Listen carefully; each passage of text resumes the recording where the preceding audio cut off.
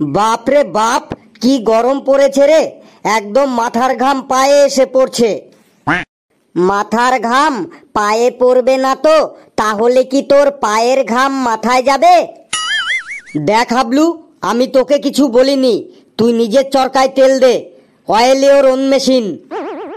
আমি তোকে কিছু বলিনি, তুই চুপচাপ থাক। কেন? তুই তো এইমাত্রই বললি আমার মাথার ঘাম পায়ে পড়বে না তো আমার পায়ের ঘাম মাথায় যাবে। ঘেট্টু কুল, ঘেট্টু কুল, এটা গরমকাল, আর গরমকালে সবারই একটু একটু ঘাম হয়। একটু আটটু?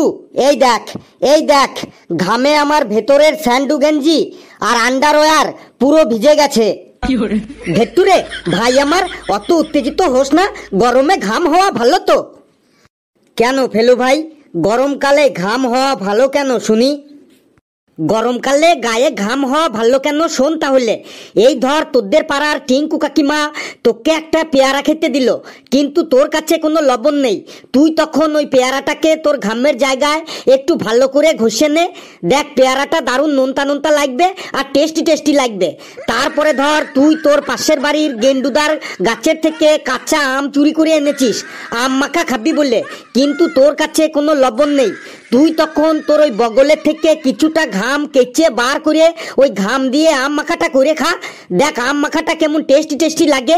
তাহলে শুনলি তো দেহের ঘাম আমাদের কত কাজে লাগে। বগলের ঘাম দিয়ে আম মাখা? ছি ছি ছি, ওয়াক ওয়াক। ছি ছি করার কি আছে, একবার খেয়ে দেখিস তারপরে বলবি। বগলের ঘাম দিয়ে আম মাখা তুই খা বেশি করে। এই এবার সবাই চুপ কর, ওই দেখ স্যার চলে এসেছে। Good morning sir. Good morning sir. Good morning sir. Good morning sir. এই কালু, বলুন স্যার। তুই যা ওই সামনের দোকান থেকে আমার নাম করে একটা বড় দেখে বস্তা সেলাই করা সুচ আর 2 হাত নাইলনের সুতো নিয়ে আয় তো। কেন স্যার, সুচ সুতো দিয়ে আবার কি করবেন? ওই ঘেটুর মুখটা আমি সেলাই করব, ও যাতে আর উচ্চ স্বরে চিল্লাতে না পারে। স্যার, আমি চিল্লালাম কোথায়? আমি তো আপনাকে গুড মর্নিং বলে সম্বোধন করলাম। ধুর তেরিকা তোর সম্বোধন, তোকে আমি কতবার বলেছি ঘেটু তুই অত জোরে চিল্লাবি না, আমি ভয় পেয়ে যাই, তাও তুই আমার কথা শুনিস না। এই তোর জন্য ডেইলি ডেইলি ওঝা বাড়িতে গিয়ে আমাকে ঝাড়ফুঁক করাতে হয় আর 101 টাকা দিতে হয়। আজ তোর মুখ আমি সেলাই করেই ছাড়বো। সরি স্যার, আর হবে না। না না না, তোর কথা আমি শুনবই না, আজ তোর মুখ আমি সেলাই করেই ছাড়বো। সত্যি স্যার, আর উচ্চ স্বরে গুড মর্নিং বলবো না, এই আমি পেচির গা ছুঁয়ে বলছি। এই ঘেটু খবরদার, ডোন্ট টাচ মি, তুই আমাকে ছুবি না বলছি। তুই আবার এর মধ্যে পেচিকে জড়াতে চাইছিস? তাহলে স্যার এই ফেলু ভাইয়ের গা ছুঁয়ে বলছি। ঘেট্টু, বন্ধু বন্ধুর মতো থাক, আবার গা ছোঁয়াছুঁই কিসের জন্য? আবার তুই এর মধ্যে ফেলুকেও টানছিস? এই বস তোরা চুপচাপ। নে এবার পড়া শুরু করি। আগায়া গায়া লেবু ভাই আগায়া, আগায়া গায়া লেবু ভাই আগায়া, পড়া করতে আগায়া, গান গাইতে আগায়া, জোকস বলতে আগায়া, লোক হাসাইতে আগায়া, আগায়া গায়া লেবু ভাই আগায়া, আগায়া গায়া লেবু ভাই আগায়া। আয় আয় লেবু, তোর অপেক্ষাতেই আমরা সবাই বসে আছি। এই রে, স্যার তো চলে এসেছে বটে। Sir, may I come in the ভেতরে? এই কেউ বাইরে থেকে মোটা দেখে একটা ডান্ডা নিয়ে আয় তো। কেন স্যার, ডান্ডা দিয়ে কি হবে বটে? ডান্ডা দিয়ে কি হবে বটে? ডান্ডা দিয়ে মেরে আজ তোকে আমি ঠান্ডা করব বটে। কেন স্যার, আমি এমনিতেই খুব ঠান্ডা আছি বটে। আবার কেন? এখন কটা বাজে বলতো? জানি না স্যার, ঘড়ি তো নষ্ট হয়ে গেছে। আবার মুখে মুখে কথা, আজ তোর এত দেরি হলো কেন বল? স্যার, শ্বশুর বাড়ি গেছিলাম জামাই ষষ্ঠী করতে। শ্বশুর বাড়ি গেছিলি জামাই ষষ্ঠী করতে? তার মানে তুই আবার বিয়ে করলি কবে? স্যার, আমার শ্বশুর বাড়ি না, আমার বাবার সাথে আমার বাবার শ্বশুর বাড়ি গেছিলাম জামাই ষষ্ঠী করতে। তোর বাবা তার শ্বশুর বাড়ি গেছিল জামাই ষষ্ঠী করতে, তাহলে তুই সাথে গেছিলি কেন বল? স্যার, আমার বাবা জামাই ষষ্ঠীর সময় আমাকে সাথে করে নিয়ে যায় ওই আম জাম কাঁঠালের ব্যাগগুলা আমার মাথায় বয়ে নিয়ে যাওয়ার জন্য, আর শ্বশুর বাড়ি থেকে আম জাম কাঁঠালের ব্যাগগুলা মাথায় করে বয়ে আনার জন্য। স্যার, লেবুর বাবা টোটো ভাড়া বাঁচানোর জন্য লেবুকে সাথে করে নিয়ে যায় মাল বওয়ার জন্য। ঘেটু, তুই আর মাঝখানে ফোড়ন কাটিস না, তুই চুপচাপ বস। যা লেবু, তুই তোর জায়গায় গিয়ে বস। নে পণ্ডিতের দল, এবার পড়াশোনা শুরু করি। নিমাই, তুই দাঁড়া। স্যার, ওকে নিমাই বললেন কেন? ওর নাম তো হাবলু। জানি, ওই হাবলু প্রতিদিন সকালে ওদের গাছের থেকে আমাকে নিম পাতা এনে দেয়, তাই আদর করে মাঝে মাঝে ওকে আমি নিমাই বলে ডাকি।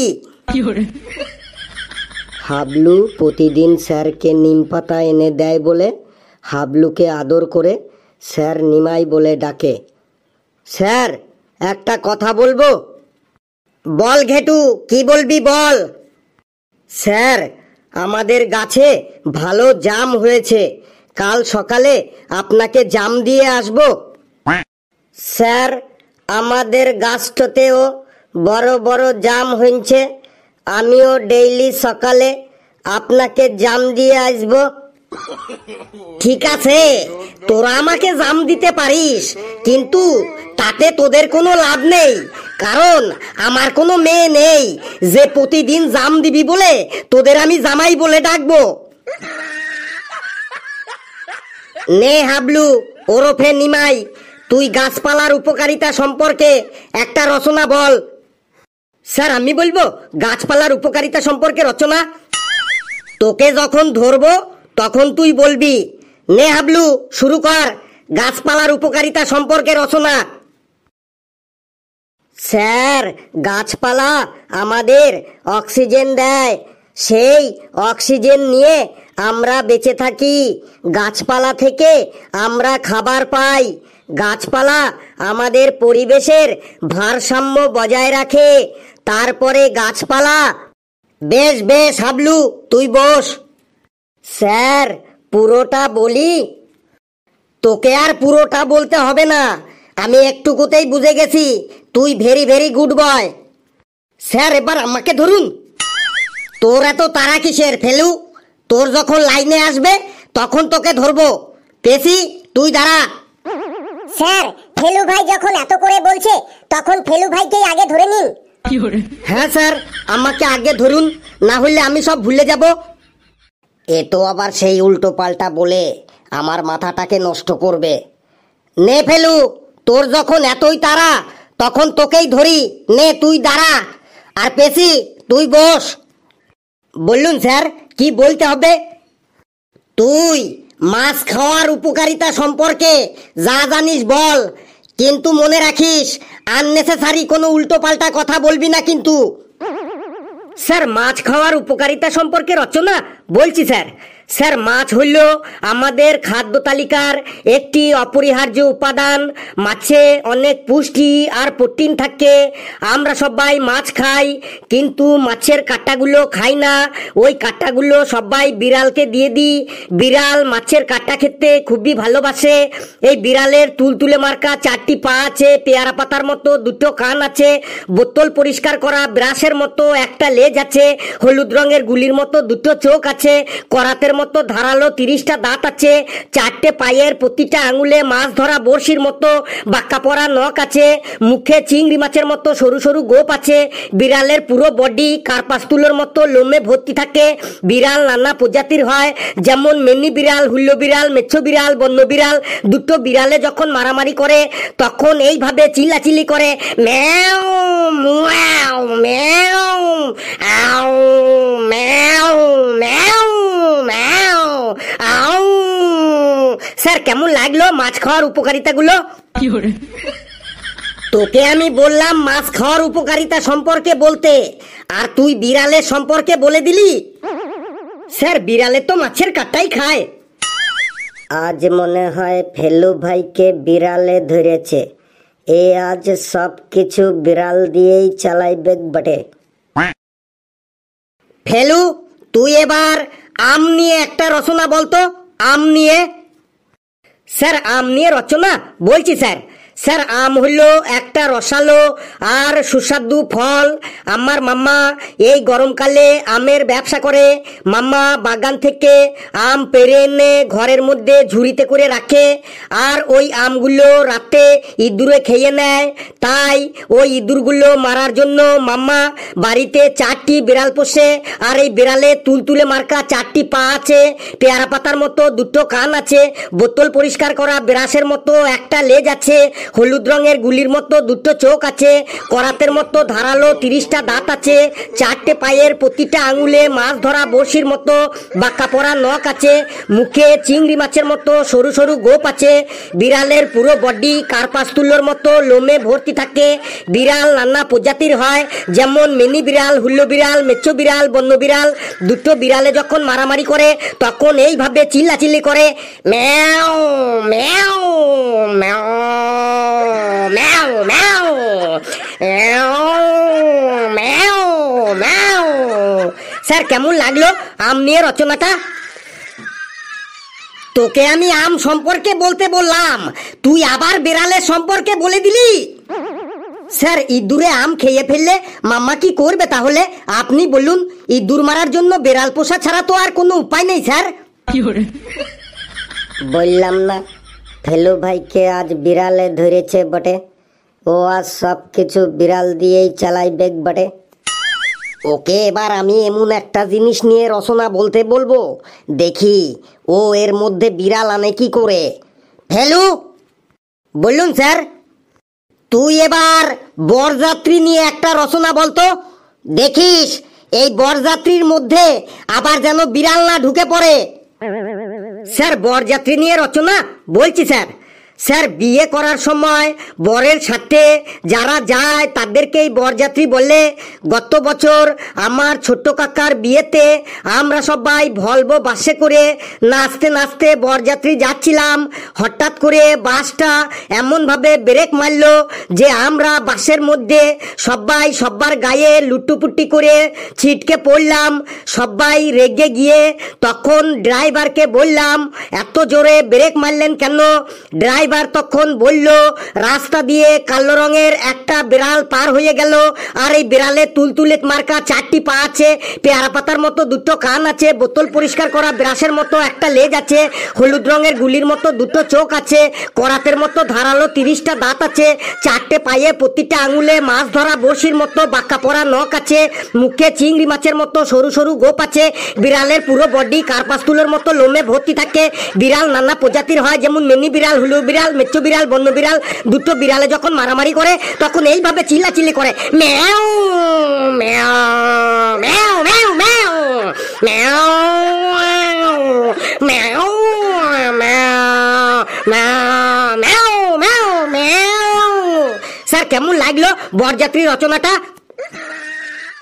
এখানেও সেই বিড়াল?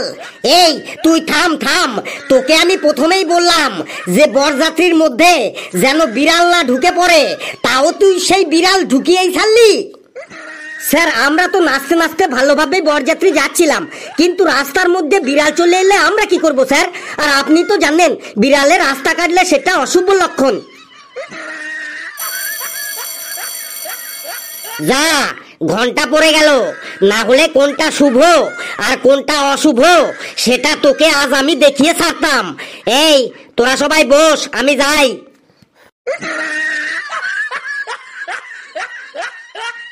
বন্ধুরা ভিডিওটি কেমন লাগলো আপনারা কমেন্টসে জানাবেন, আর ভিডিওটি লাইক করবেন, যত পারেন শেয়ার করবেন, আর চ্যানেলটিকে সাবস্ক্রাইব করে আমাদের সাথেই থাকবেন। হাসতে থাকুন, সুস্থ থাকুন, যত বেশি হাসবেন তত বেশি সুস্থ থাকবেন। আর বেড়ালে তো এইভাবেই ডাকে ম্যাও।